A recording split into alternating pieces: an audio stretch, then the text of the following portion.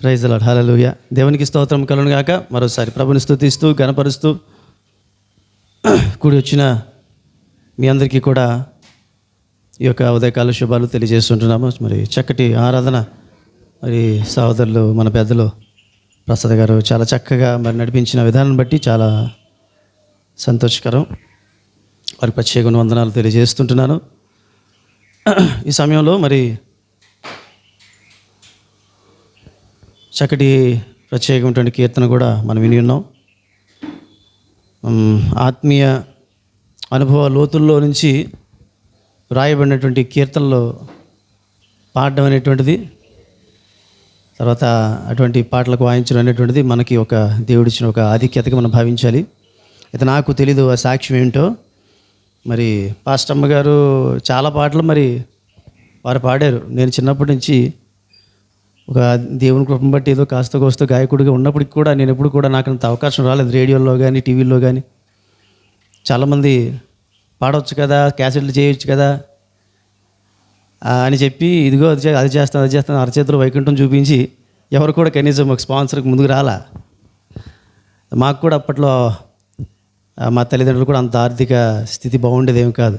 క్యాసెట్లు చేసేంత ఆర్థిక స్థితి మాకు లేదు.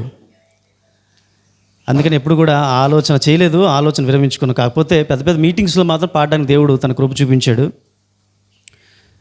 యూత్ని లీడ్ చేస్తూ మరి సోలో సాంగ్స్ కూడా పాడుతూ మరి బెంగళూరు మనోహర్ గారు, తర్వాత ఏసన్ గారు మేము కండక్ట్ చేసేటువంటి వాళ్ళం ఈ మీటింగ్స్ అన్నీ కూడా. సిండియాలో ఉంటున్నప్పుడు మరి అక్కడ సంఘ కాపరి సంఘ పెద్దలకి మంచి ఒక విధంగా మేమంతా కలిసి ఉండేవాళ్ళం. సంఘ పెద్దలు చాలా గౌరవించేవాళ్ళు, సంఘ స్త్రీలది ఇంకా గౌరవించేవాళ్ళు. అలాగా ఈ మీటింగ్స్లో పాడే అవకాశం దక్కింది. పెద్ద పెద్ద వాళ్ళు వచ్చారు. మరి సామలకోట ప్రభుదాస్ గారు లాంటి వాళ్ళు, ఏసన్ గారు లాంటి వాళ్ళు, తర్వాత బ్రదర్ బాపన్న గారు, చాలా పెద్ద పెద్ద వాళ్ళని పిలిచారు. మర్చిపోయాను ఇంకా కొంతమంది. మన తర్వాత యెహోషువ కమలాకర్ గారు ఒకసారి అయితే ఆయన అంటే ఒకసారి జ్ఞాపకం చేసుకుంటాడు, సంఘంతో జ్ఞాపకం చేసుకుని ఒకసారి క్వైర్ని లీడ్ చేస్తూ పాడుతుంటే యెహోషువ కమలాకర్ గారు ఆయన ఒక మంచి కితాబ్ ఇచ్చారు నాకు. తమ్ముడు పాడుతుంటే నేను పరిశుద్ధాత్మ పొందానని నాకు కన్నీళ్ళు వచ్చేసాయి ఆ రోజు. తమ్ముడు పాడుతుంటే ఆయన పెద్ద దైవజనుడు, పెద్ద గాయకుడు ఆయన. అటువంటిది మరి తమ్ముడు పాడుతుంటే నేను పరిశుద్ధాత్మ పొందానని చెప్పాడు ఆయన. అయితే ఈ మాటలు ఎందుకు చెప్తున్నానంటే అంతవరకు వెళ్ళాను కానీ నేను ఎప్పుడు కూడా మరి క్యాసెట్లో పాడడం కానీ లేకపోతే ఈ కాన్సర్ట్స్లో పాడడం కానీ లేదు. రిట్రీట్స్లో పాడేవాడు. నాకు ఇవ్వాల్సిన ఆధిక్యత దేవుడు ఇచ్చాడు. అయితే పాస్టమ్ గారికి ఇంకా అత్యధికంగా ఇచ్చాడని నేను చెప్పగలుగుతాను. ఎందుకంటే మరి జీవజలాలు రేడియో అంటే ఆవిడ గురించి నేను చాలా తక్కువగానే నేను అంచనా వేస్తూ ఉంటాను. మరి పాస్టమ్మ గారికి దేవుడు చక్కటి ఆధిక్యతను ఇచ్చాడు, చాలా సంతోషం. మరి మంచి కీర్తనలు పాడారని జీవజలాల స్టూడియోలో వారు పాడారు. మన ఏఆర్ స్టీవెన్సన్ వీళ్ళందరికీ కూడా తెలిసినటువంటి బాగా సుపరిచితులే, పరిచయమే. ఏఆర్ స్టీవెన్సన్ గారితో కూడా కలిసి పాడినటువంటి సందర్భం కూడా తన చిన్నప్పుడు ఉన్నది. సో ఇవన్నీ కూడా చాలా మంచి మంచి సాక్ష్యాలు దేవుడు ఇచ్చాడు. అంటే ఇవి చెప్పడం ఏంటంటే మన గొప్పతనం కోసం కాదు కానీ దేవుని మహిమ కోసం. ఎందుకంటే మనకు దేవుడు ఎన్ని ఆధిక్యతలు ఇచ్చినప్పుడు కూడా ఆధిక్యతలు దేవుని పని కోసం మనము వాడుతున్నది చాలా గొప్పతనం. ఈ రోజున చర్చెస్లోని పాటలు నేర్చుకొని, చర్చెస్లోని కీబోర్డ్స్ నేర్చుకొని, చర్చిల్లోని గిటార్లు నేర్చుకొని బయట ఆర్కెస్ట్రాలో సినిమా పాటలు పాడుతున్న వాళ్ళు చాలామంది ఉన్నారు.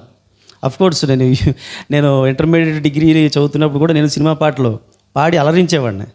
ఇళయరాజా మ్యూజిక్, బాలసుబ్రహ్మణ్యం పాటలు అంటే అద్భుతంగా పాడేవాడిని. అవి పాడించుకునేవాళ్ళు, కూర్చొని మళ్ళా పాడించుకునేటువంటి వాళ్ళు కొన్ని పాటలు అయితే. సో అది ఆ రోజు అలా జరిగిపోయాయి. కానీ ఇప్పుడు కూడా దేవుడు ఈ ఆర్కెస్ట్రాల్లో కానీ లేకపోతే మా అమ్మగారు ఎప్పుడు కూడా దానికి ఎంకరేజ్ చేయలేదు. వెళ్తే మా తొక్క తీసేసి ఉండేవాళ్ళు. దేవుని కృప ఒక్కసారి ఎందుకో ఆ సాక్ష్యం పంచుకోవాలి నాకు అనిపించింది. పాస్టమ్ గారు ఆ పాట పాడుతుంటే, పాస్టమ్ గారు పాడుతున్నారు ఒక మంచి అద్భుతంగా పాడుతున్నట్లయితే ఆ ముందు చెప్పినటువంటి సాక్ష్యం నాకు ఎంతగానో ఇన్స్పైర్ చేసింది. నిజంగా ఈ రోజున ఎక్కడికక్కడ ప్రతి వారు కూడా లోబడిపోతున్నటువంటి దినాలు ఇవి. ఇలాంటి దినాల్లో మరి దేవుని కొరకు స్టాంచ్గా నిలబడి మరి ఆత్మ పూర్ణులై ఆత్మావేశంతో ఆ కీర్తన రాయడం అనేటువంటిది నిజంగా ఆ కీర్తన నేను వాయిస్తుంటే నాకు నిజం కన్నీళ్ళు వస్తున్నాయి నాకు నిజంగా. ఎందుకంటే కలువరి శిలువపై దేవుడు మన కొరకు అంటే అది అప్రయత్నంగానే నేను వాయిస్తున్నాను కానీ ఒక భయంతో వాయిస్తున్నాను నేను, నాకు తెలియకుండానే. ఎందుకంటే యేసుక్రీస్తు ప్రభువు మన కొరకు సిలువలో ఆయన మరణించాడని చెప్పుకుంటాం, చాలా సింపుల్గా చెప్పుకుంటాం. 2 దినాలు పాటించేస్తాం, ఏదో వచ్చేస్తూ ఉంటాం, వాక్యాలు వింటూ ఉంటాం, ఆరాధన చేసేస్తూ ఉంటాం. కానీ ఆ అనుభవ లోతుల్లోనికి కానీ వెళ్ళకూడదు. వెళ్ళితే మాత్రం మన కన్నీళ్ళు ఆపుకోలేం, దారలా కారిపోతాయి. కన్నీళ్ళు రానటువంటి నాలాంటి వాడికి కూడా కన్నీళ్ళు వచ్చేస్తాయి. ప్రియ దేవుని బిడ్డలారా, మరి లెంటి దినాలు మనం 10 దినాలు విజయవంతంగా పూర్తి చేసుకున్నాం. మరి లెంట్లో మరి 2వ ఆదివారాన్ని మనం ఈ రోజున జరుపుకుంటున్నాం. మరి ఈ రోజున కూడా పరిశుద్ధాత్మ దేవుడు మనతో మాట్లాడాలని ఆశపడుచుంటున్నాడు. దయతో మరి వాక్యమును శ్రద్ధగా ఆలకించవలసిందిగా ప్రభు పేరిట మీకు మనవి చేస్తుంటున్నాను. జాను, నువ్వు తప్ప నీ పక్కన ఎవరిని కూర్చొనివద్దమ్మా, బయట లోపల పంపించే ఒకవేళ ఏమా. Okay, good. హబక్కూకు ప్రవక్తల గ్రంథం నుంచి హబక్కూకు 2వ అధ్యాయము 4వ వచనం దయచేసి ఎవరైనా చదివి వినిపించాల్సిందిగా మనం చేస్తున్నాను. వారు యథార్థపరులు కాక తమలో తాము అతిశయపడుదురు. అయితే నీతిమంతుడు విశ్వాసము మూలముగా బ్రతుకును. విశ్వాసము మూలముగా బ్రతుకును. ఈ యొక్క వాక్యమును చాలాసార్లు మనం చదివే ఉంటాం. అట్లీస్ట్ మరి చదవకపోయినప్పటికి కూడా ఈ మాట చెప్పినప్పుడు చాలామంది ఆలకించి ఉంటారు. ఈ మాటని అనుసరించి అపోస్తలుడైన పౌలు భక్తుడు చక్కటి ప్రసంగాలు చేశాడు. ఆయన రోమిలతో మాట్లాడుతూ కూడా మరి ఆ పత్రికలో కూడా ఈ విషయాన్ని ప్రస్తావిస్తాడు. మరి ఈ విషయాన్నే ఆధారితంగా మార్టిన్ లూథర్ మతోద్ధరణకు ఆయన నాంది పలికాడు.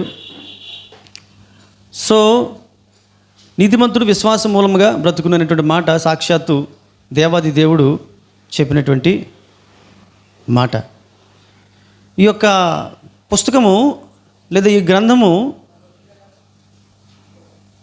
రాసినటువంటి వారు ప్రవక్త అయినటువంటి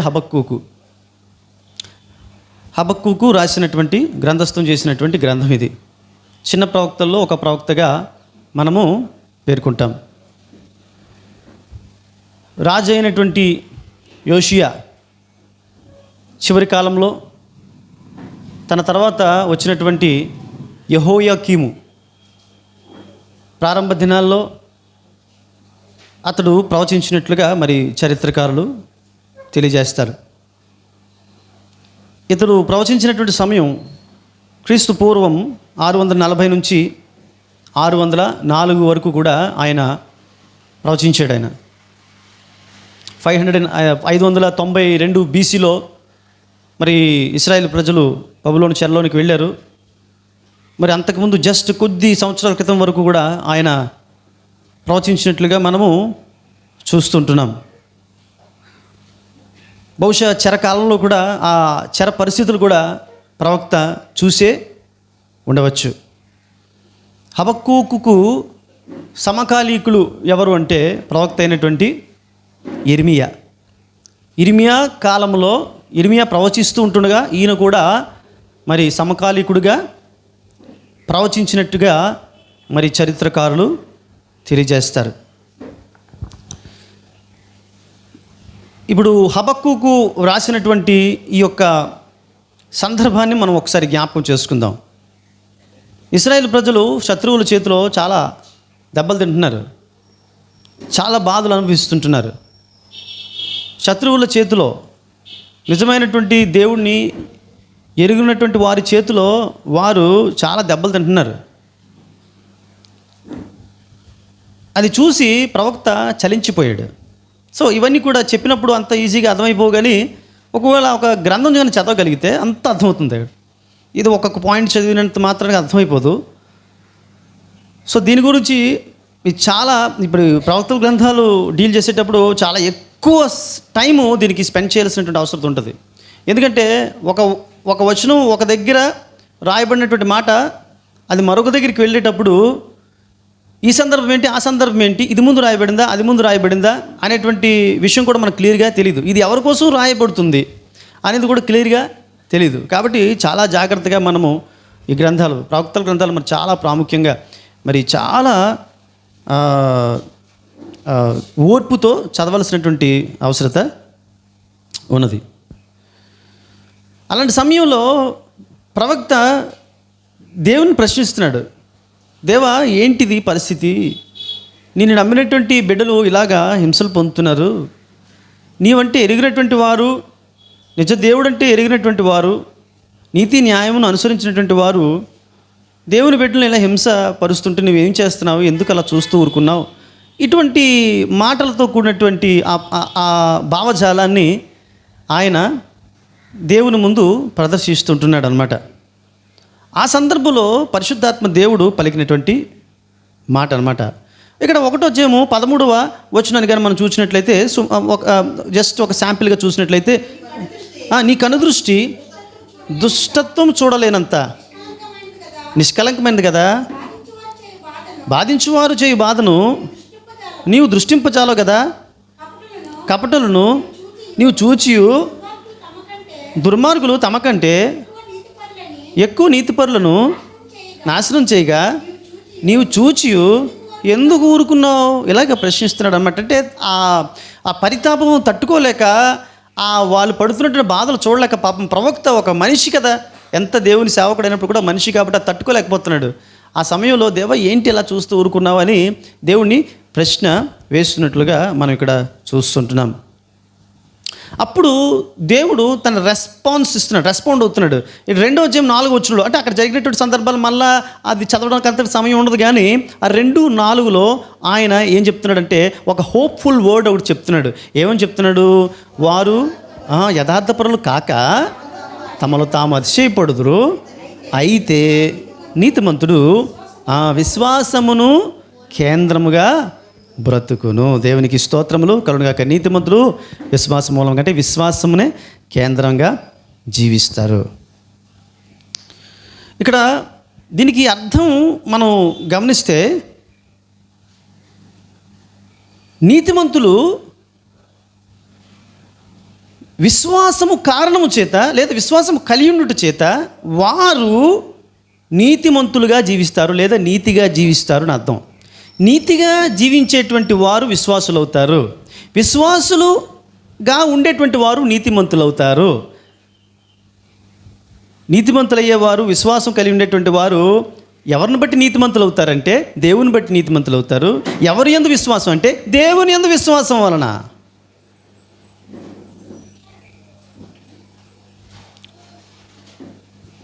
పరిస్థితులు జటిలమైనప్పుడు మనుషుల యొక్క మనస్సుల యొక్క మనోభావాలు మారిపోతాయి, మనస్సు మారిపోతుంది. అంత కులాసగా ఉన్నప్పుడు ఇక్కడి నుంచి నేను దేవుని యొక్క వాక్యంను ఎన్నిసార్లు చదువుతాను, ఎన్నిసార్లు ప్రార్థన చేస్తాను, లేదా ఏవేవో కొన్ని మొక్కుబడులు చేసేసుకుంటాం. కానీ సమస్యలు వచ్చినప్పుడు లేదా సమస్యలు అధికమైనప్పుడు వాటి నుంచి వైదొలిగేటువంటి ప్రయత్నం కూడా చేస్తూ ఉంటాం.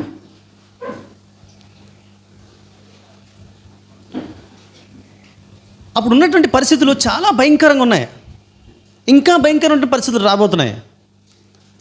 అలాంటి పరిస్థితులు దేవుడు అంటున్నాడు, నువ్వు ఒకవేళ నీతిమంతుడు అయితే నీవు విశ్వాసం వల్ల జీవిస్తావు అని దేవుడు ఒక భరోసా అయితే ఇస్తున్నాడు. ఎందుకు ఈ మాట చెప్తున్నాడంటే, పరిస్థితులు కష్టతరంగా ఉన్నప్పుడు మనుషులు మారిపోతూ ఉంటారు, మనుషులకు మనస్తత్వాలు మారిపోతూ ఉంటాయి. రాజుల కాలంలో కొన్నిసార్లు వారు ముట్టడి చేసేటువంటి వారు, నగరాన్ని ప్రాంతాలని ముట్టడి చేసేటప్పుడు వాళ్ళు బయటికి రాలేనటువంటి పరిస్థితులు కూడా తలెత్తాయి. ఆ టైంలో తినడానికి తిండి కూడా లేనటువంటి పరిస్థితి. అలాంటి పరిస్థితుల్లో ప్రజలు ఏ విధంగా తయారయ్యేవారంటే, అందరూ కాకపోయినా అట్లీస్ట్ కొందరు ఆ ఆకలికి తట్టుకోలేక తమ పిల్లలను సైతం వండేసుకుని తినేసినటువంటి పరిస్థితులు వచ్చాయి. అంటే పరిస్థితులు అలా చేశాయి. ఏనాడు కూడా ఏ తల్లి కానీ ఏ తండ్రి కానీ ఎప్పుడు కూడా తన పిల్లలను వండుకొని తినాలనే ఆలోచన కనీసం కళ్ళ కూడా చేయడు. పరిస్థితులు వివిధ రకాలుగా ఆలోచించేటట్లు చేస్తాడు. అలా ఆలోచన చేసేటప్పుడు నీతిమంతుడైతే ఆ ఆలోచన వల్ల బ్రతకడు, నీతిమంతుడైతే దేవుని యందల విశ్వాసం వల్ల బ్రతుకుతాడు అని దేవుడు అక్కడ చెప్తున్నాడు. ఒక దైవజనుడు లోగడ కొన్ని సంవత్సరాల క్రితం అతను పరిచయం అయ్యాడు. ఆ దైవజనుడు చక్కగా మంచి ప్రార్థన చేస్తాడు, మంచి వాక్యం చెప్తాడని విన్నాను, కానీ నేను వినలేదు. కానీ అది చెప్తాడని విన్నాను, కానీ ఆయన చెప్పిన వాక్యం వినలేదు. కానీ నేను అతను మంచి ఒక దైవజనుడిగా గుర్తింపు పొందాడు ఆయన. ఒకానొక సందర్భంలో నేను ఆ దైవజనుడిని కాపరి పరిచయం చేస్తున్నటువంటి ఆయన్ను వేరే వృత్తిలో చూశాను.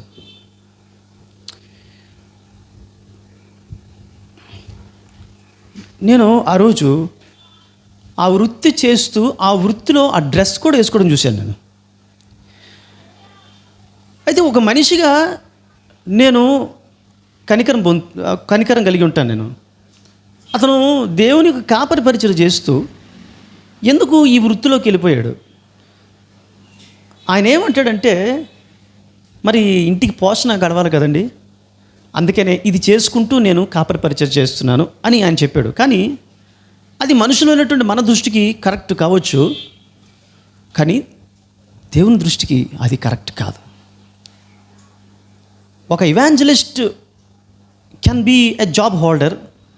జాబ్ చేస్తూ ఒక ఇవాంజలిజం చేయొచ్చు, కానీ ఒక సంఘానికి కాపరిగా చేసేటువంటి వారు మరి ఇంకే పనిలోనికి వెళ్ళడానికి దేవుడు ఒప్పుకోడు. ఆ కనీస ఆలోచన ఆయన మర్చిపోయాడు. ఆయన ఎందుకంటే పరిస్థితులు బాగోలేక, ఆయన చెప్పినటువంటి మాట, పరిస్థితులు బాగోలేనప్పుడు ఎలీషా వీళ్ళెవరు కూడా పరిచర్యను విడిచిపెట్టలేదు. పరిచర్య తప్పిస్తే వేరే ఇతర వృత్తుల్లోనికి వారు వెళ్ళలేదు. అయితే ఈ మాట ఎందుకు చెప్తున్నానంటే, పరిస్థితులు మనల్ని ఏమైనా చేయడానికి ప్రోత్సహిస్తాయి. నాకు బాగా తెలిసినటువంటి ఎందుకు ఇలా జరుగుతుంది అంటే, that just because of the lack of commitment. ఒక్కసారి దేవుడితో మనం కలిసాము అంటే మనం కమిట్ అవ్వాల్సిందే. ఆయనకి చావైనా రేవైనా, చావైనా బ్రతుకైనా దేవుడితోటే. నేను వెనక్కి వెళ్తాను అని ఆలోచన చేసేటువంటి వారు ఎవరూ కూడా దేవునితో మమేకము కాలేరు, పరలోక రాజ్యాన్ని కూడా చేరుకోలేరు అనే విషయాన్ని నేను ఈ సమయంలో మీకు జ్ఞాపకము చేస్తుంటున్నాను. ఒక కమిట్మెంట్ కావాలి. విశ్వాసం వలన బ్రతకడం అంటే సామాన్యమైనటువంటి విషయం కాదు. పరిస్థితులు కొన్నిసార్లు మనలను విశ్వాసం నుంచి వైదొలిగేటట్లు మనల్ని ప్రేరేపిస్తాయి. అలాంటి సమయంలో నేను దేవునితో కమిట్ అయ్యాను. ఉదాహరణకి మంచి భార్యాభర్తలు ఉన్నారు. ఆ భార్యాభర్తలు వారి మధ్య ఏదో చిన్న చిన్న సమస్యలు ప్రతి వారికి వస్తాయి. వచ్చినప్పుడు నాకు ఈ సమస్య వచ్చింది కాబట్టి నేను నా భార్యని విడిచిపెట్టేస్తే, ఇలాగ విడిచిపెట్టేసేటువంటి వారు కూడా ఉన్నారు. దానికి కారణం ఏంటంటే వారికి ఒక కమిట్మెంట్ అనేటువంటిది లేదు. సర్వసాధారణంగా భార్య భర్తను విడిచిపెట్టరు, భర్త భార్యను విడిచిపెట్టరు. ఎందుకు విడిచిపెట్టరు అంటే కమిట్ అయ్యారు వాళ్ళు. మ్యారేజ్లోనే కమిట్ అయ్యారు వాళ్ళు. ఏంటి? జీవితాంతం కలిమి ఎందును, లేమి ఎందును, వ్యాధిని ఎందును, బాధల ఎందును, దుఃఖం అందును, అన్నిటి ఎందును ఈయనతోనే ఈమెతోనే. That is the commitment. బాప్తిసం తీసుకునేటప్పుడు ఒక కమిట్మెంట్ చేసుకుంటాం. ఆ కమిట్మెంట్ మైండ్లో మనకు ఉండాల్సిన కమిట్మెంట్ తప్పిస్తే పరిస్థితులు ఏవి కూడా మైండ్లో ఉన్నట్లయితే మనం మరలా ఆ కమిట్మెంట్ని పక్కన పెట్టేసి దేవుని విడిచిపెట్టేటువంటి అవకాశాలు ఉన్నాయి. దేవుని బిడ్డలారా, హెబ్రీయులకు రాసినటువంటి పత్రికను కూడా మనం హెబ్రీయులకు రాసిన పత్రికను మనం చదువుకున్న అందులో విశ్వాసుల యొక్క జాబితాని మనకి పౌలు భక్తుడు తెలియజేస్తాడు. విశ్వాసుల యొక్క జాబితా అబ్రహామును చూపిస్తాడు, హానోకును చూపిస్తాడు, నోవాహును చూపిస్తాడు, తర్వాత గిద్యోను చూపిస్తాడు, సంసోను చూపిస్తాడు. మహాభక్తులైనటువంటి వారు ఈ యొక్క హెబ్రీయులకు రాసినటువంటి 11వ అధ్యాయంలో మనకి తారసపడతారు. వాళ్ళందరిలో ఒక యూనిక్నెస్ ఉంటుంది. ఏమిటో తెలుసండి, అది వారు విశ్వాసుల జాబితాలో చేరారు. వారు ఎందుకు విశ్వాసుల జాబితాలో చేరారంటే వారిలో ఉన్నటువంటి ఒక అందరికీ ఉన్నటువంటి ఒక యూనిక్నెస్ ఏమిటో తెలుసండి, వారు పరిస్థితులను చూడలేదు, ప్రభువుని చూశారు. అమ్మా అన్నీ రైట్, 3rd మార్చుకండి, 3rdలో ఉండండి. అలాగా వాళ్ళు ఏం చూశారండి? వాళ్ళు విశ్వాసులుగా పేరెన్నిక కలిగి ఉన్నారు. వారు గొప్ప విశ్వాసులుగా పేరుంది ఉన్నారు. వారికి ఉన్నటువంటి అందరికీ ఉన్నటువంటి ఒక మంచి గుణం ఏమిటి తెలుసండి? వారు పరిస్థితులను చూడలేదు, వారు ప్రభువునే చూశారు. అందుకనే వారు విశ్వాసుల యొక్క జాబితాలోనికి వచ్చారు. హానోకును మనం చూసామనుకోండి, అందులో హానోకు ఒకడు ఉంటాడు. హానోకు మనకి ఆదికాండం 5వ అధ్యాయంలో మనకు కనబడతాడు. ఇక్కడ 11వ అధ్యాయంలో కూడా 5వ వచనంలో అతని గురించి ప్రస్తావిస్తున్నాడు. హానోకు మరణము చూడకుండా కొనిపోబడినని ఉంటుంది. ఏమనుంటుందండి 11:5 అంతే కదమ్మా? హానోకు మరణం చూడకుండా కొనిపోబడినాం. అక్కడ 5వ అధ్యాయం 24 ఆదికాండంలో ఏమని ఉంటుందంటే, హానోకు దేవుడితో నడిచెను, దేవుడు అతను కొనిపోగా అతను లేకపోయాను ఉంటుంది. హానోకు దేవుడితో నడిచాడు. So is it possible to walk along with God to anyone in the world? దేవునితో నడవడం అనేటువంటిది సాధ్యమవుతుందా? దేవునితో కలిసి నడవాలి అంటే, దేవునితో కలిసి నడవాలంటే, ఫర్ ఎగ్జాంపుల్ మీరు లెంట్ ప్రేయర్స్కి వస్తున్నారు. వచ్చేటప్పుడు మీతో పాటు మీ ఆలోచనలతో పాటు ఏకీవించగలిగేటువంటి వారే మీతో కలిసి నడుస్తారు. ఒకవేళ ఏకీవించలేనటువంటి వారు ఏం చేస్తారు తెలుసా? ముందున్నాడు అంటారు, లేదా వాళ్ళకంటే ముందు వెళ్ళిపోతానని వచ్చేస్తారు. సో ఇద్దరు వ్యక్తులు కలిసి ఏకీవిస్తేనే నడవగలుగుతారు. లాంగ్ జర్నీ చేయాలంటే ఇద్దరు కలిసి లాంగ్ జర్నీ చేస్తున్నారంటే వాళ్ళు చక్కగా వారు కలిసిపోయారని అర్థం. చాలా లాంగ్ జర్నీ చేశాడు హానోకు దేవుడితో, అంటే దేవుడితో మమేకం అయిపోయాడు. దేవుడితో నడిచాడు, దేవునికి కమిట్ అయిపోయాడు ఆయన కంప్లీట్గా. దేవుడితో మనం నడవడం గొప్పేం కాదు, మనతో దేవుడు నడవడం గొప్ప. దేవాది దేవుడు మనతో కలిసి నడవడం అంటే మనం ఎంత కమిట్ అయితేనే కానీ ఆయన మనతో నడవలేడు. ఎందుకంటే ఆయన పరిశుద్ధుడు, ఆయన యొక్క ఆలోచన విధానాలు వేరేగా ఉంటాయి. మన ఆలోచన విధానాలను ఆయన ఆలోచనకు అనుగుణంగా మార్చేసుకుంటేనే కానీ మనము దేవునితో కలిసి నడవలేం. ఒక సహోదరి మరణ పడక మీద ఉంది, సిక్ అయిపోయింది. పాస్టర్ గారు ఆమెను దర్శించడానికి వచ్చాడు. మాట్లాడుతుండగా పాస్టర్ గారు ఇంకా నేను దేవుడి దగ్గరికి వెళ్ళిపోతున్నానని చెప్పింది. పాస్టర్ గారు అన్నారంట, అమ్మా నీవు దేవుడి దగ్గరికి వెళ్తున్నానని నువ్వు ఎలా నిర్ధారించుకుంటున్నావని ఆమె సాక్ష్యం వినాలన్నటువంటి క్యూరియాసిటీతో పాస్టర్ గారు అడిగితే ఆమె అన్నదంట, 50 సంవత్సరాలుగా నేను హోలీ కమ్యూనియన్ తీసుకుంటున్నానండి, కాబట్టి నేను పరలోక రాజ్యానికి వెళ్ళిపోతానని చెప్పిందంట. అంటే ఆమె ఆలోచన విధానం ఏంటంటే, నేను హోలీ కమ్యూనియన్ తీసుకుంటున్నాను కాబట్టి పరలోక రాజ్యానికి వెళ్తాను అనే ఆలోచనలు ఇంకా ఎంతమంది ఉన్నారు ఈ రోజున? ప్రతి ఆదివారం చర్చికి వస్తాను కాబట్టి నేను పరలోక రాజ్యానికి వెళ్తాను అనే ఆలోచనతో ఎంతమంది ఉన్నారు? అలా వెళ్ళలేం ప్రియరా. పరలోక రాజ్యంలో నివసం చేయాలంటే అక్కడ ఆలోచనకు తగ్గట్టుగా మన ఆలోచన ఉండాలి, అక్కడ వ్యక్తులకు తగ్గట్టుగా మనం మారిపోవాలి ఇక్కడ. అందుకని యేసుక్రీస్తు ప్రభువారు రూపాంతర అనుభవంలోనికి వెళ్ళాడు. ఆయన హెర్మోను కొండ మీద రూపాంతర అనుభవంలోకి ఎందుకు వెళ్ళాలనుకుంటున్నారు? మనం ఇక్కడ రూపాంతరం అయితేనే కానీ ఈ ప్రోడక్ట్ అక్కడ పనిచేయదు. ఇక్కడ ఎర్త్లీ ప్రోడక్ట్ హెవెన్లీ ప్రోడక్ట్గా మారిపోవాలి. ఇక్కడ హెవెన్లీ ప్రోడక్ట్గా మనం ఎప్పుడైతే మారిపోతామో అప్పుడు మాత్రమే మనకి యాక్సెసిబిలిటీ ఉంటుంది హెవెన్లోకి వెళ్ళడానికి.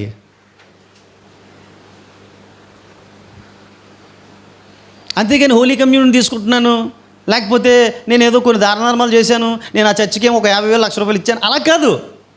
అవి ఒక మంచివే, ఒక సైడ్గా ఉంటాయి. అవి దానివల్ల కాదు. దేవుడితో మన మనసు కలిసిపోవాలా, దేవునితో కలిసి నడిచేటువంటి అనుభవము మనకి రావాలి. దేవునికి స్తోత్రం కలుగును గాక. ఫెయిత్ ఇక్కడ హీబ్రూలో ఉపయోగించినటువంటి పదానికి కరెక్ట్గా అర్థం ఏంటంటే, ఫెయిత్ అంటే విశ్వసనీయత, అంటే ఫెయిత్ఫుల్. నీతిమంతుడు విశ్వసనీయత ద్వారా జీవిస్తాడు.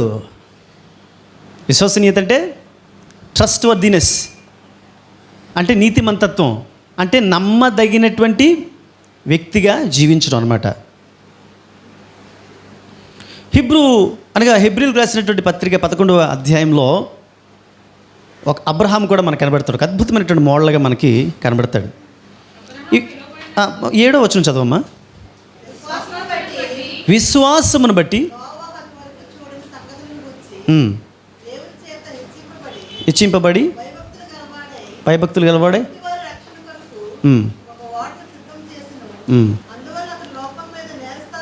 అబ్రహాము గురించి రాసినటువంటి ఒక సందర్భం ఒకసారి చదవండి అమ్మ ఒకసారి.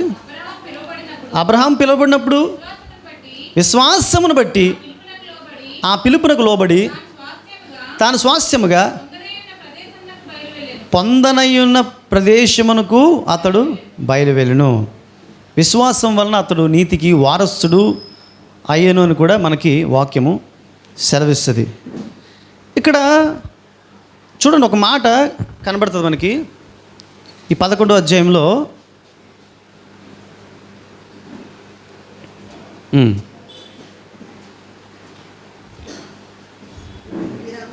ఒక్క నిమిషం.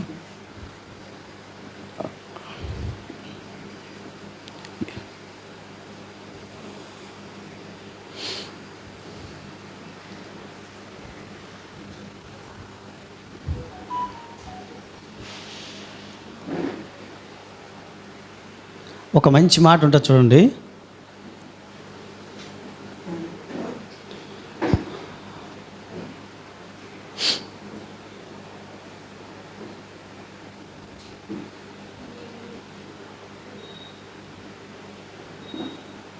ఎస్, 8వ వచనం, నేను చెప్పింది 8వ వచనమ్మా. మరియు ఎక్కడికి వెళ్ళనో అది ఎరుగక బయలువెళ్ళను. అది అంటే యాక్చువల్గా మనము ఎక్కడికైనా వెళ్ళాలనుకుందాం, మనకు ప్రమోషన్ వచ్చిందో లేకపోతే ట్రాన్స్ఫర్ అయింది అనుకుందాం, మనం ఏం ఆలోచన చేస్తాం? అక్కడ ఎలా ఉంటుంది పరిస్థితి, ఆ ఊరి పరిస్థితి ఏంటో, అక్కడ నాకు ఎలాంటి రూమ్ ఇస్తారో, నాకు మంచి రూమ్ దొరుకుతుందో లేదో, అందులో ఇన్ఫ్రాస్ట్రక్చర్ ఉంటుందో లేదో, అక్కడ ఊరి మనుషులు ఎలాంటివారో, ఒకవేళ పరిస్థితి బాగోలేదు లేకపోతే ఆ ఊరు మంచిది కాదనుకోండి, తెలిసిందనుకోండి, అక్కడికి వెళ్ళకుండా ఉండిపోవడానికో లేకపోతే ఇంకో దగ్గరికి వెళ్ళడానికో ఏదో ప్రయత్నం చేస్తాం. ఇక్కడ అబ్రహాం చూపిస్తున్న అద్భుతమైన విశ్వాసం ఏమిటంటే ఆ ప్రయత్నం చేయట్లా. ఎక్కడికి వెళ్ళాలో అతనికి తెలియదు, కానీ ఆయన దేవుని యొక్క పిలుపుకు లోబడ్డాడు, తను వెళ్ళమన్నాడు, వెళ్ళిపోతున్నాడు అంతే. అంటే అబ్రహాము దృష్టి డెస్టినేషన్ మీద లేదు, మార్గం మీద ఉంది. మనం ఎంతసేపు కూడా మన డెస్టినేషన్, మనము ఏం చేయాలి, మనం ఏం కావాలి, మనం ఏం కట్టాలి, ఏం తినాలి, దీని మీద మన మైండ్ ఉంటుంది. ఇప్పుడు మనకున్నటువంటి దేవుడిచ్చినటువంటి ఈ జీవితం ఏ విధంగా జీవించాలి, ఎలాగ పరిశుద్ధంగా జీవించాలి, ఇప్పుడు నా నడతను ఏ విధంగా సరిదిద్దుకోవాలి, ఏ విధంగా దేవునికి నన్ను నేను పరిశుద్ధంగా కనపరుచుకోవాలి, ఏ విధంగా దేవుడితో నడవగలుగుతాను, ఏ విధంగా దేవుడితో నేను మనసు కలిసి నేను జీవించగలుగుతాను, ఏ విధంగా దేవుడు నన్ను పడగలుగుతాడు, దేవుడు ఇష్టపడేటట్లు నేను ఏ విధంగా ప్రవర్తించగలుగుతాను అనేటువంటి ఆలోచన కంటే మన ఆలోచన ఎప్పుడు కూడా ఎదర నా జీవితం, నా కుటుంబం, నేను ఎక్కడ జీవించాలి, నేను తర్వాత ఎలాగా, దీని మీద ఎక్కువ ఆలోచన చేసేటువంటి పరిస్థితులు ఈరోజు ఉన్నాయి. అబ్రహాం అలా చేయట్లేదు, తన మార్గంలో ఉన్నాడు, డెస్టినేషన్ కోసం ఆలోచించట్లేదు. ప్రస్తుతం ఉన్న పరిస్థితిలో నేను కరెక్ట్గా నడుస్తున్నానా లేదా, నేను దేవుడు చెప్పినటువంటి మార్గంలో వెళ్తున్నానా లేదా, ఒకవేళ దేవునికి ఆయాసకరమైనటువంటి స్థితిలో కానీ నేను ఎక్కడైనా ఉంటున్నానా, ఈ ఆలోచనతో ఉంటున్నాడు. అందుకనే అబ్రహాము నీతిమంతుడిగా ఎంచబడ్డాడు. అది విశ్వాసం అంటే. ఎక్కడికి వెళ్ళాలో తెలియకుండానే ఆయన వెళ్తున్నాడు, డెస్టినేషన్ కోసం ఆలోచన చేయట్లేదు. ఈ రోజున డెస్టినేషన్ కోసం అనగా ఏమంటారు తెలుగులో, డెస్టినేషన్ కోసం అంటే గమ్యం కోసం ఆలోచన చేయటం కారణం చేతనే చాలామంది చాలా విధాలుగా చెడిపోతున్నట్టు పరిస్థితులు ఉన్నాయి ఈవేళ. ఉదాహరణకి రిటైర్మెంట్ అయ్యేటువంటి ఈ మధ్యకాలంలో మీరు చూస్తున్నారు లేదు, రిటైర్మెంట్ అయ్యేటువంటి వాళ్ళు రిటైర్మెంట్ అయిన తర్వాత అనారోగ్యాలకు గురైపోతున్నారు. ఇది వాస్తవంగా జరుగుతున్నటువంటి విషయాలు, సమాజంలో జరుగుతున్న విషయాలు. రిటైర్మెంట్ అయిపోయినటువంటి కొద్ది రోజుల్లో చచ్చిపోతున్నారు. రిటైర్మెంట్ అయిపోయినటువంటి రోజులు లేదా నెలలు కొద్ది 1, 2, 3 సంవత్సరాల్లో కూడా చచ్చిపోతున్నారు. దానికి కారణం ఏమిటో తెలుసండి? బలమైనటువంటి ఒక కారణం ఉంది. ఏమిటంటే వాళ్ళు ఆ ఉద్యోగం చేస్తున్న దగ్గర నుంచి కూడా వాళ్ళ ఆలోచన ఎక్కడ ఉంటుందంటే, నేను రిటైర్మెంట్ అయ్యే సమయానికి ఏం చేయాలి, ఎంత కట్టాలి, ఎంత ఇల్లు కట్టాలి, ఎంత బ్యాలెన్స్ నింపాలి, కొడుకుకు పెళ్ళి ఎలా చేయాలి, కూతురికి పెళ్ళి ఎలా చేయాలి అంటే ఇవన్నీ ఆలోచించడం తప్పని కాదు. కానీ ఒక సగటు క్రైస్తవుడిగా విశ్వాసం మూలముగా జీవించాల్సినటువంటి క్రైస్తవుడు మాత్రం ఆలోచించాల్సిన దానికంటే అత్యధికంగా ఆలోచించడానికి దేవుడు అనుమతి ఇవ్వడు. ఆలోచించి మొత్తానికి సెటిల్ చేసేసిన తర్వాత అమ్మయ్య ఇప్పుడు నేను రిటైర్డ్ అయిపోతున్నాను అనుకుని రిటైర్డ్ అయిపోయిన అప్పటికే ఇంతకుముందు ఆయన ఆలోచించేటువంటి ఆలోచనలకి హార్ట్ అప్పటికే ప్రెషర్ ఎక్కువైపోయి హార్ట్ వీక్ అయిపోతుంది. అమ్మా నేను ఇప్పుడు ప్రశాంతంగా ఈ రిటైర్మెంట్ తర్వాత నేను ఎలా జీవించాలంటే నా మనవాళ్ళు నా మనవరాళ్ళు వాళ్ళ పెళ్ళిళ్ళు ఏదేదో ఆలోచించుకుంటాడు పాప ఇతను. అంతలోనే వస్తుంది మరణం. దానికి కారణం ఏమిటి అంటే, లేదా అంతలోనే ఏదో పెద్ద సిగ్నల్స్ వస్తుంది. దాని బలమైన కారణం ఏంటి అంటే, ముందు నుంచి కూడా ఇప్పుడు ఉన్న దాన్ని బట్టి సంతోషించేదానికంటే ఎదర నేనేం చేయాలి అనేటువంటి ఆలోచన టెన్షన్లు పెంచుకుంటున్న కారణం చేతన ఈ రోజున షుగర్లు, బీపీలు, హార్ట్ కంప్లైంట్స్ వచ్చేది ఎక్కువ దీనివల్లనే. ఆనాటి కాలంలో అబ్రహాం లాంటి వాడికి, హానోకు లాంటి వాడికి ఈ ప్రాబ్లమ్స్ ఏమీ లేదు. దేవుడు ఎక్కడికి వెళ్ళమంటే అలా వెళ్తున్నాడు అంతే. దేవుడు నడుస్తున్నాడు. దేవుడు ఏం పెడితే తింటున్నారు. దేవుడు ఆస్తి ఇస్తే ఆస్తి పొందుకుంటున్నారు. లేదా నొమాడ్స్గా బికార్లో వెళ్ళాలనుకుంటే అలాగే వెళ్తున్నారు. తప్పిస్తే వాళ్ళు ఏ విధమైనటువంటి భవిష్యత్తును గురించినటువంటి ఆలోచనలు చేయకుండా వారు దేవుని మాట ప్రకారం వారు వెళ్ళిపోతుంటున్నారు. విశ్వాసం అంటే ఆ రీతిగా మనం వెళ్తేనే ప్రియమైన వాళ్ళారా దేవునికి ఇష్టలముగా ఉండగలము.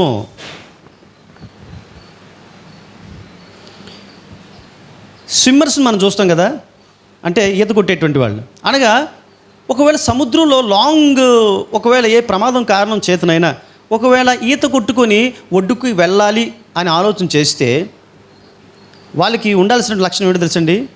వాళ్ళు ఈత కొట్టేటప్పుడు వాళ్ళ కనుదృష్టి డెస్టినేషన్ మీద ఉంటే వాళ్ళు మునిగిపోతారు. ఎందుకంటే సముద్రంలో ఈత కొట్టేటప్పుడు డెస్టినేషన్ కనబడదు. కానీ వాళ్ళ దృష్టి ఎక్కడ ఉండాలంటే ప్రస్తుతం ఉన్నటువంటి పరిస్థితి మీద ఉండాలా. నేను ఇప్పుడు ఈత కొట్టాలి అనే దాని మీద మైండ్ సెట్ చేయాలి. లేదు అయ్యి బాబాయ్ ఎన్ని వేల కిలోమీటర్లు ఉంటుందో అని ఆలోచన చేసినప్పుడు మునిగిపోతారు వాళ్ళు. ఈ రోజున నీతిమంతుడు విశ్వాసం మూలంగా జీవిస్తారంటే ఇప్పుడు దేవుడు ఉంచినటువంటి పరిస్థితిని బట్టి దేవుని స్తుతిస్తూ, దేవుడు ఎదర కూడా నాకు తోడుగా ఉంటాడు, నన్ను ఆయన ఏ గమ్యాన్ని చేరుస్తాడో ఆ గమ్యానికి నేను వెళ్తాను అనే ఆలోచన ఎవరైతే చేస్తారో వారు సురక్షితంగా ఉంటారు. నీతిమంతుడు విశ్వాసం మూలముగా జీవించును. ఈ రోజున చాలామంది ఎన్నో కళలు కంటున్నారు. ఆ కళలన్నీ కూడా కళలు అయిపోతున్నాయి. ఆ కళలన్నీ కూడా నిరాశపరుస్తున్నాయి. కళలు అవ్వట్లేదు. దానికి కారణం ఏంటండి? కళలు ఊహలలో తేలుతున్నారు, ఊహల్లో తేలి ఆడుచుంటున్నారు అటువంటి వారు. కానీ దేవాది దేవుడు మనకిచ్చినటువంటి అవకాశం ఏమిటంటే, మనకి దేవుడు ప్రస్తుతం ఉన్న పరిస్థితుల్లో దేవుడు ఏ స్థితిలో అయితే ఉంచాడో ఆ స్థితిని బట్టి సంతోషిస్తూ, ఎదర నన్ను నడిపించేటువంటి వాడు నా దేవుడే నన్ను ఒక గమ్యస్థానానికి చేరుస్తాడు, నా కుటుంబాన్ని ఒక గమ్యస్థానానికి చేరుస్తాడు అన్నటువంటి నమ్మకంతో విశ్వాసంతో మనము ముందుకు వెళ్ళాల్సినటువంటి అవసరత మన మీద ఉంది.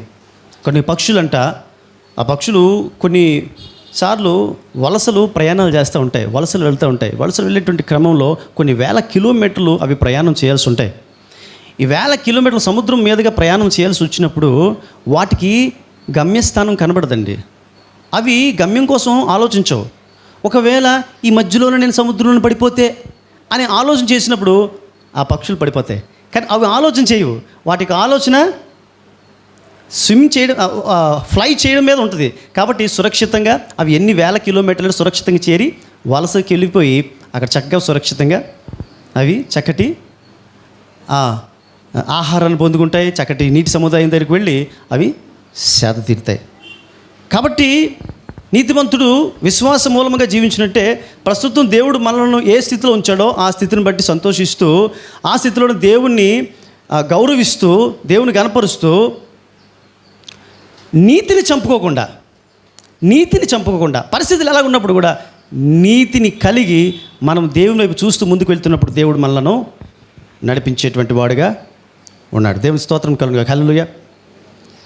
సరే, అబ్రహాము అలాగా డెస్టినేషన్ చూడకుండా అబ్రహాము ఎలా నడవగలిగాడు అని కానీ మనం కానీ ఆలోచన చేసినట్లయితే 11వ అధ్యాయము 13వ వచనం ఒకసారి చూద్దాం.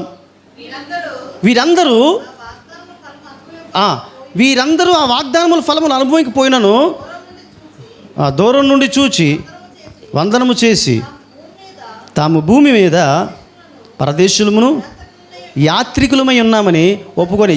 ఫస్ట్ అలాంటి విశ్వాసం మనం కలిగి ఉండాలంటే ఫస్ట్ మనకు ఒక నిర్ధారణ కావాలా. ఏంటి నిర్ధారణ కావాలా? అసలు మనం ఎవరు అనుకునేటప్పుడు ఈ భూమి మీద మనం యాత్రికులము, ఈ భూమి మీద మనము పరదేశులము. ఈ విషయం మైండ్లో ఎప్పుడు కూడా ఉంచుకోవాలి. యాత్రికులం అంటే అర్థం ఏంటి అంటే యాత్ర ఏదో రోజున మనము ముగించాల్సిందే. పరదేశులం అంటే అర్థం ఏంటి అంటే మన దేశానికి మనం వెళ్ళాల్సినటువంటి వాళ్ళమే. ఈ ఆలోచనతో ఎప్పుడైతే ఉంటామో ఇక్కడ ఉన్నటువంటి స్వాస్థ్యముల మీద మనం మనసు కలిగి ఉండకుండా అక్కడ ఉన్నటువంటి స్వాస్థ్యం మీదే మన మనసు ఉంచగలుగుతాం. ఎందుకంట దేవుడు పిలిచినప్పుడు అతడు నేను ఎక్కడికి వెళ్ళబోతున్నానో, నాకు సౌకర్యవంతమైన పరిస్థితి ఉంటుందో లేదో, లేదా సౌకర్యవంతమైన ప్రదేశానికి నేను వెళ్తానో లేదో అని అబ్రహాము ఎందుకు ఆలోచన చేయట్లేదు? దానికి కారణం ఏంటంటే ఆయనకు ఒక నిర్ధారణ ఉంది. ఏంటి నిర్ధారణ? ఒక ఆలోచన ఉంది. ఏంటంటే ఈ భూమి మీద నేను ఎక్కడికి వెళ్ళినప్పుడు కూడా ఈ భూమి మీద నేను ఒక పరదేశిని, నేను ఒక యాత్రికుడిని. ఒకరోజు నేను ఖచ్చితంగా యాత్రను ముగించాలి, ఒకరోజు నా దేశానికి నేను వెళ్ళాలి.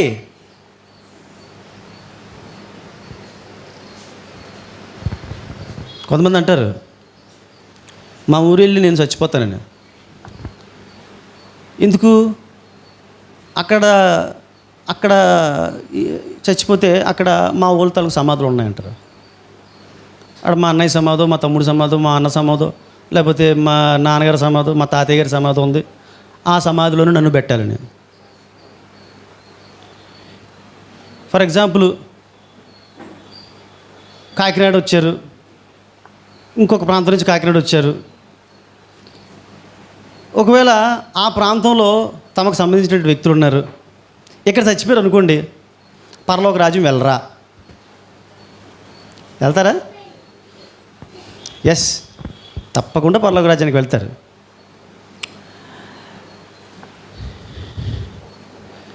యేసుక్రీస్తు ప్రభువారు వచ్చేటప్పుడు బోర ఊదినప్పుడు సమాధుల్లో నుంచి మనుషులు లేస్తారు. లేచినప్పుడు ఆ పక్కన ఉన్న సమాధిలో అన్నయ్యో తమ్ముడో, లేకపోతే మీద ఉన్నటువంటి సమాధిలో అమ్మో నాన్న ఎవరు ఉన్నారు అనుకుందాం, ఎవరన్నా చేయి పట్టుకుని కలిసి వెళ్ళిపోదు అంటారా? లేదు, ఎవరికి వాళ్ళు సింగిల్గా వెళ్తారు. అవునా? అంటే నేను ఎక్కడ చచ్చిపోవాలి అనే దాని మీద ఒక అవగాహన ఉంటుంది. అసలు చచ్చిపోయే ముందు నేను ఎలా జీవించాలనే దాని మీద ఒక ఆలోచన రావట్లేదు జనాలకి. కొంతమంది బతుకుంటుండగా ఆత్మీయ జీవితం కోసం ఆలోచన చేయరు. చచ్చిపోయినప్పటికీ ఒక గొయ్యి కోసం తెగ ఆరాటపడిపోతుంటారు. ఎంత ఖర్చు పెట్టేసిన గొయ్యి కొనేసుకుంటారు. అంటే వాళ్ళు రాబోయేటువంటి దినాల్లో ఒక డెస్టినేషన్ కోసం ఆలోచన చేయట్లేదు. వాళ్ళు నేను ఒక మంచి సమాధిలోకి వెళ్ళాలని ఆలోచన చేస్తున్నారు, కానీ ఒక పరలోక రాజ్యంలోకి వెళ్ళాలంటే ఆలోచన రావట్లేదు జనాలకి ఇవేళ. సో నీతిమంతుడు విశ్వాసం మూలంగా జీవిస్తాడు. మిషనరీలు మనం చూసినట్లయితే పిల్లారా, మిషనరీస్ వాళ్ళు సముద్రంలోనే చచ్చిపోయారు. వాళ్ళు సముద్రంలోనే సమాధి చేయబడ్డారు. మరి వాళ్ళ పరిస్థితి ఏంటి? వారు పరలోక రాజ్యానికి వెళ్ళరా అంటే ఖచ్చితంగా పరలోక రాజ్యానికి వెళ్తారు. ఒక సహోదరుడు చెప్తూ తిరుపతిలోనంట 15 మంది మిషనరీస్ని సమాధి చేశారు. ఈ 15 మంది ఎలా చనిపోయారంటే వాళ్ళకి దోమ కాటేయడం కారణం చేసి చనిపోయారట వాళ్ళు. అంటే ఇక్కడికి వచ్చి, అంటే వాళ్ళ దేశంలో వాళ్ళు చచ్చిపోకుండా వేరే దేశంలో చనిపోయారు. ఇక్కడ మన భారతదేశంలో ఈవెన్ మన కాకినాడలో చచ్చిపోయినటువంటి వాళ్ళు చాలామంది ఉన్నారు. వారికి ఆలోచన ఏంటంటే ఈ భూమి మీద మనము పరదేశులము అనేటువంటి విషయాన్ని వారు నమ్మారు. యాత్రికులము అనేటువంటి విషయాన్ని నమ్మారు. మనకు దేవుడు ఎంత ఇచ్చాడో అంతతోటే మనం సంతృప్తి చెందాలి. ఎన్ని ఇళ్ళు ఇస్తే అన్ని ఇళ్ళతో సంతృప్తి చెందాలి. చూసిన ఇళ్ళన్నీ నాకు కావాలంటే కుదరదు మనకి. ఎందుకు అంటే అవి సంపాదించుకోవడంతో మన టైం అయిపోద్ది. అవి అనుభవించడానికి మనకి సమయము ఇంకా ఉండదు. భూమి మీద మేము యాత్రికులము, పరదేశులము అని చెప్పుకున్నటువంటి ఆయన ఆత్మీయ దృష్టితో ఇంకొక విషయాన్ని చూశాడు. 11వ అధ్యాయం 10వ వచనం ఒకసారి చూద్దాం. ఎలా అనగా, దేవుడు దేనికి శిల్పియు నిర్మాణకుడినై ఉన్నాడో పునాదులు గల ఆ పట్టణము కొరకు ఎదురు చూశాడు. కాబట్టే అతడు ఎదర డెస్టినేషన్ కోసం అతను ఆలోచన చేయలేదు. ఈ రోజున రేపు నేను పరలోక రాజ్యానికి వెళ్ళాలి, దానికోసం నేను సిద్ధపడతాను అని ఎప్పుడైతే మనము సిద్ధపడతామో అప్పుడు ఏం చేస్తారంటే దేవుడు ఈ లోకంలో మనం ఎదర ఇంకెంతకాలం జీవించాలో ఆ జీవించినంతకాలం మనకి ఏం అవసరాలో అన్నీ కూడా సమకూరుస్తాడు. ఈ లోకంలో దేవుడితో నేను సఖ్యతగా ఉండాలి అనేటువంటి ఆలోచన కాకుండా నేను ఎదర జీవించడానికి కావలసినవన్నీ కూడా సమకూర్చుకోవాలి, అందుకోసం అవసరమైతే నేను నీతి కూడా తప్పుతాను అనే ఆలోచనతో ఎవరైతే ఉంటారో యెహలోక సంబంధమైనటువంటి ఆశీర్వాదాలు కోల్పోతారు, పరలోక రాజ్యమును కూడా వారు కోల్పోతారు అనడంలో ఏమాత్రం కూడా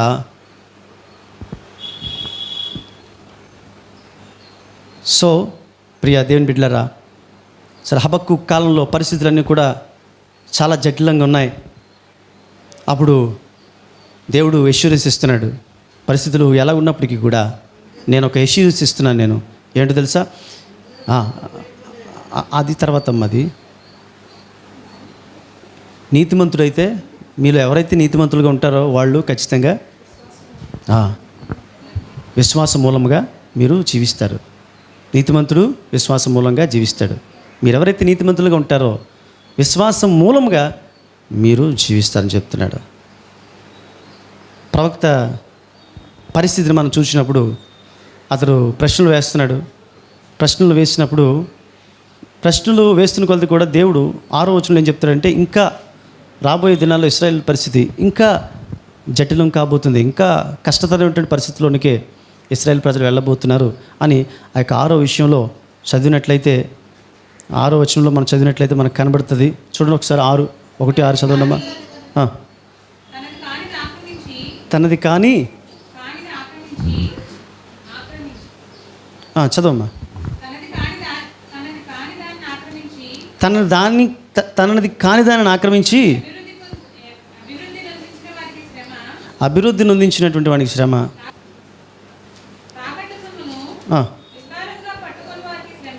తాకట్టు సొమ్మును విస్తారముగా పట్టుకున్న వారికి శ్రమ.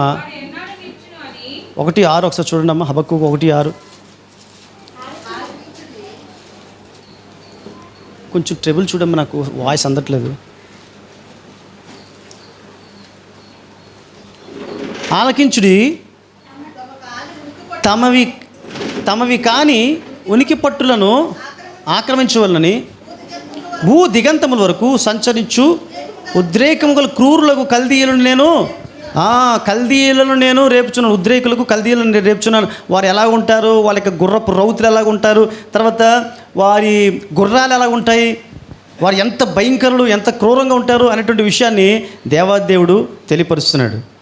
ఎప్పుడైతే దేవుడు ఇంకా పరిస్థితులు జటిలమవుతాయి అని చెప్తున్నాడో అప్పుడు ప్రవక్త ఒక విశ్వాసానికి నిర్ధారణ చేసుకుంటాడు. అక్కడ 12వ వచనం కానీ మనం చూసినట్లయితే అక్కడ యెహోవా నా దేవా, ఆయన నిర్ధారణ చేసుకుంటున్నాడు. నా పరిశుద్ధ దేవా, ఆది నుండి నీవు ఉన్నవాడు కావా, మేము మరణము నొందము. యెహోవా, తీర్పు తీర్చుటకు నీవు వారు నియమించున్నావు. ఆశ్రయదుర్గమా, మమ్మను దండించుటకు. ఎస్, ఏమంటున్నాడు? ఒక నిర్ధారణ వచ్చింది. దానికి ఏమైనా నిర్ధారణ వచ్చింది?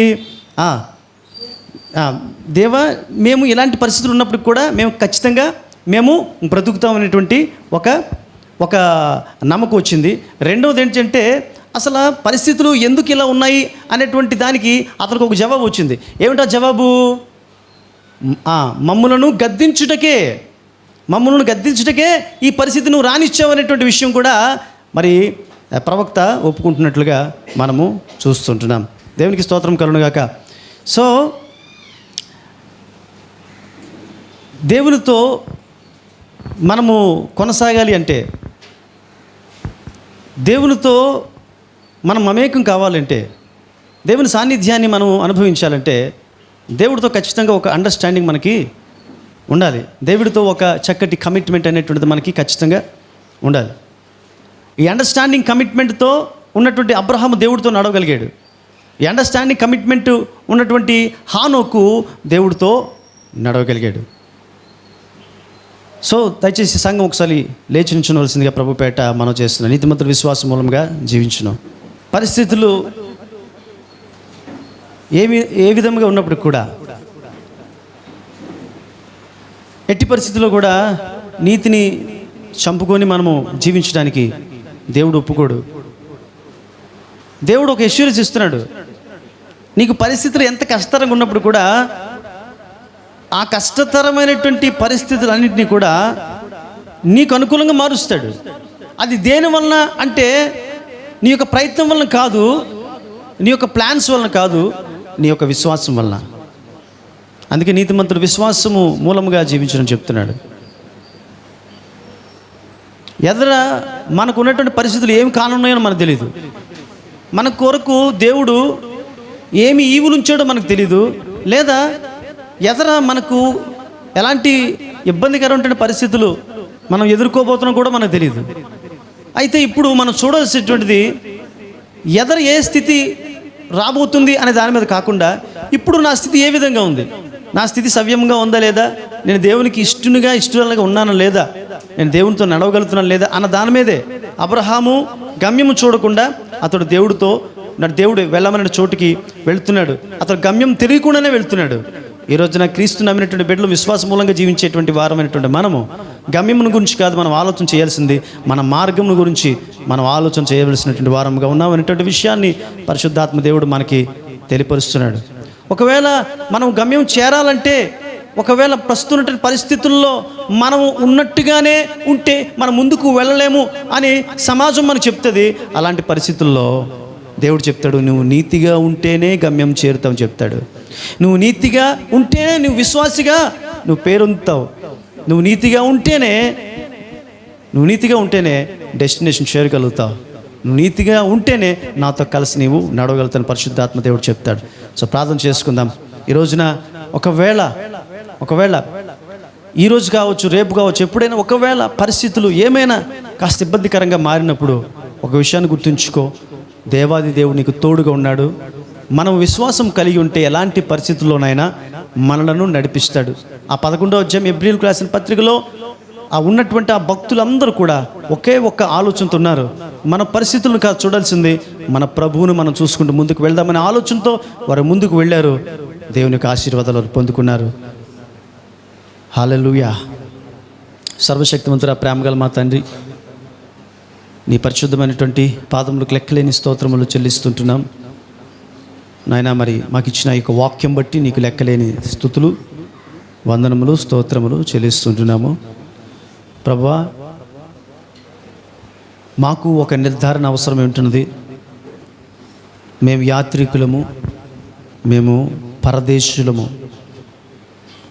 మా యొక్క పౌరస్థితి పరలోకమందు ఉన్నది అనే విషయాన్ని మేము జ్ఞాపకం చేసుకుంటున్నాం. ప్రభువా తండ్రి, ఇహలోకంలో ప్రభా మేము జీవించుచున్నంత కాలము విశ్వాసము మూలముగానే, విశ్వాసము కేంద్రంగా చేసుకొని మేము జీవించాల్సిన అవసరం ఉంది. ఈ విశ్వాసము కాపాడుకునేట్లో మేము శ్రద్ధ వహించాల్సిన అవసరం ఉంది. విశ్వాసులుగా ఉంటే మీరు బ్రతకలేరు అని లోకం చెప్తుంది, కానీ బైబిల్ చెప్తుంది విశ్వాసంగా ఉంటేనే నీవు బ్రతుకుతావని చెప్తుంది. నాయన, మరి ఈ రెండింటి మధ్య ఇరుకున బడినటువంటి బిడ్డల కోసం మేము ప్రార్థన చేస్తుంటున్నాం. ప్రభా, నీతిని చంపుకొని ఈరోజు చాలామంది తమ జీవనాన్ని సాగిస్తుంటున్నారు. నీతిని చంపుకొని జీవనోపాధిని కూడా పొందుకుంటున్నారు ఈ రోజున.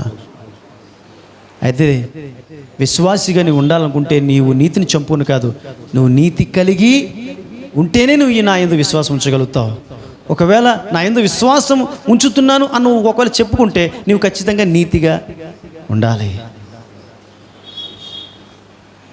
నాయన ప్రభు, ఇచ్చిన ఈ యొక్క వాక్యాలను బట్టి నీకు లెక్కలేని స్తోత్రములు చెల్లిస్తూ, విశ్వాస మూలముగా మేము జీవిస్తూ రానున్న దినాల్లో ప్రభు నీవు మా కొరకు దాచి ఉంచినట్టు ఈవులు పొందుకున్నట్టుకు, రానున్న దినాల్లో మా కొరకు ఏర్పాటు చేసినటువంటి యొక్క పరలోక రాజ్యంలో మేము సుస్థిరమైనటువంటి ఆ యొక్క స్థానం పొందుటకు, మా జీవగ్రంథంలో మా యొక్క పేర్లు లిఖిత మగుటకు తప్పక నీ కృపా సహాయం మాకు దయచేయమని నజరేయుడగు యేసు పరిశుద్ధ నామములో అతి మిక్కిలి వినయంతో ఈ ప్రార్థన వేడుకుంటున్నాం తండ్రి. ఆమేన్. Praise the Lord. దయచేసి సంఘమంతా కూర్చునండి. God bless you.